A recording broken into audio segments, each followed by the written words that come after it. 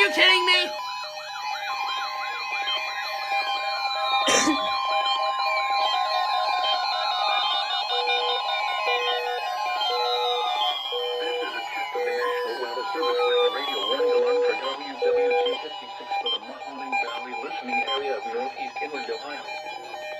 Potentially dangerous weather situations.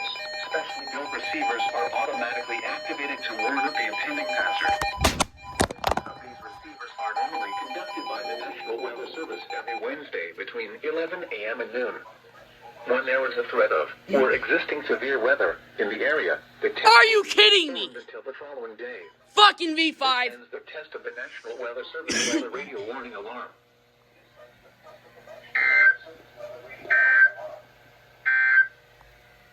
This is NOAA Weather Radio WWG 56.